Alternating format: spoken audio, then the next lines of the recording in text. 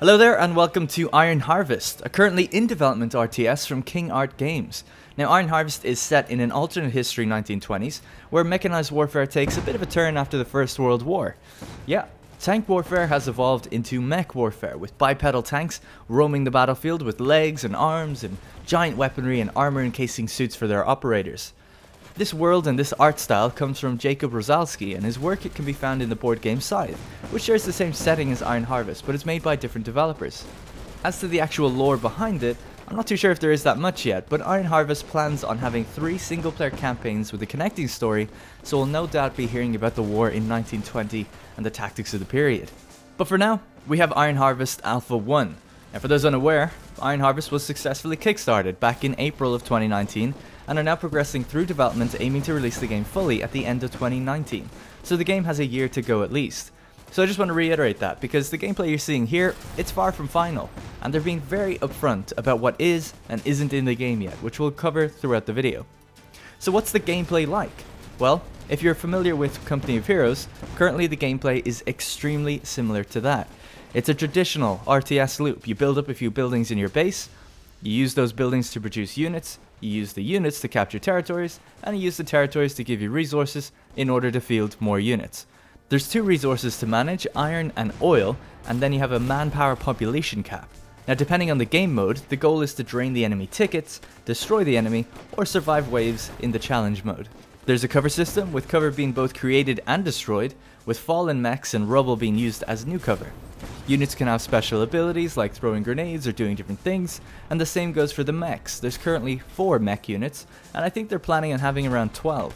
These vary in capabilities such as mobility and gun type. Some mechs are meant to take out other mechs, some are anti-infantry, some are highly mobile, some are slow and tanky, and I hope that they get a little bit more creative with them and specialize them even further. So my general impressions of the gameplay so far is that for an early alpha the game is looking pretty promising. That being said, when I was asked what does this game have over Company of Heroes, I honestly couldn't really think of anything. Now of course, it is early days, and King Art Games have spoken about what is and isn't in the alpha, and things can always be changed and they're looking for feedback. So, I'm going to provide some feedback, which might sound like criticism to some, but better to point out these issues now, when things can change rather than after the game releases. So my first issue is with the mechs themselves and the design of the first couple of maps. Mechs operate just like tanks do in Company of Heroes, and that's an issue. Obviously they look cool, but you have to do something different with them for gameplay, else you're just playing a kind of a clone. Now I think the obvious thing to do is to design maps that complement the mech's unique maneuverability. So what's the advantage of a mech over a tank? Well, a walking mech can climb, they can jump, they could stomp, and generally just get places that a regular tank couldn't. That's why you would put legs on a tank, to move where current tanks cannot. Currently mechs don't really do any of that. The alpha maps have no deep rivers, small cliffs, or anything that you would need a mech to get over. Maps that would encourage moving mechs into positions that infantry and smaller vehicles can't get to would be awesome. Even if it's just sort of side shortcuts, where they climb over and then infantry have to take a longer route around. So imagine this, if you will. A bridge gets destroyed and your 4-legged tank crawls and climbs over the river and over the water, and you get to move up to a capture point and then unload a unit out of it. That would be really cool. Currently there's no pilots that can enter and leave a mech or be killed.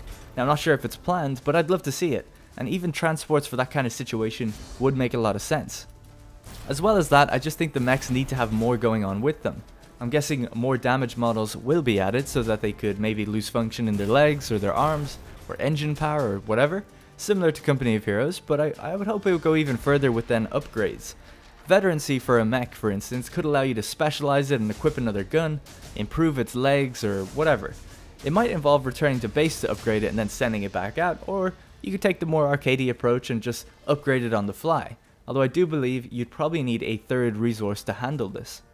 Now I think mechs are uniquely situated to that kind of thing, and I'd love to see them being something that you have to maintain more, and something that you can progress and upgrade as the battle persists.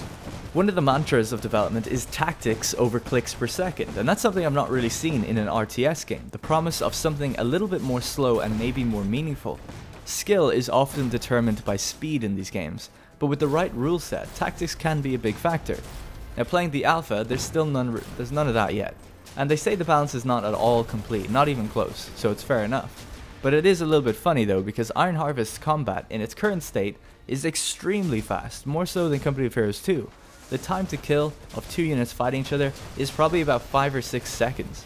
So for me, the mechs have been a little bit underwhelming, but they do look very cool. Even with that, the gameplay has been fun, and the current AI is extremely punishing on the higher difficulties. The wave-based challenge mode is great, and the customizable bonus options where you can set your own goals for more rewards is a really nice idea. These are all planned to be playable in co-op as well, thanks to a stretch goal.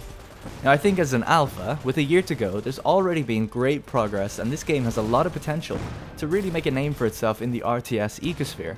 I think it is uniquely positioned because of its setting, allowing a grounded take on combat, but a fun and flavorful gameplay experience with the mechs that I feel like you can't otherwise get with regular tanks. Now there's not much else going on in the alpha in terms of content. There's 4 infantry units that the player can use, which are pretty standard. You have riflemen, grenadiers, engineers, and anti-tank infantry. The player plays as Polania against Saxony, and these are 2 of the 3 planned factions, with the 3rd being Rusviet. It's a little bit too early right now to comment on their units or balance and different stuff, but the next alpha is Alpha 2 in a few months, and that's dedicated to multiplayer, so that's really where the differences will start to shine a bit between the factions.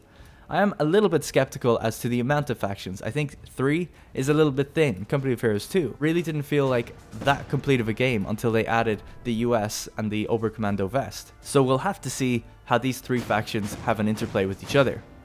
I'm eager to follow the progress of the game, so I'll be covering it in detail when the multiplayer alpha happens. If you want more and you want to see a full match played out from my perspective, leave a comment or a like letting me know, and I'll upload it tomorrow or the day after so you can see more gameplay from me. Now the matches currently can be quite quick, so it shouldn't really be a problem to make, it should be pretty quick to do. If we're in the future, and I've already done it by now, check the top comment of the video. So that's it for Alpha 1, let me know what you think of the gameplay that's been in the background, and what you think King Art Games should do to distinguish themselves from a game like Company of Heroes, or if they even need to. Thank you very much for watching, and thank you to King Art Games for sending me their alpha early. If you're interested in joining their alpha, you can purchase their game on their website to get involved, though make sure you check the edition, as some editions grant access to the beta only, which isn't until next year. Thank you very much again, and I'll see you in the next one.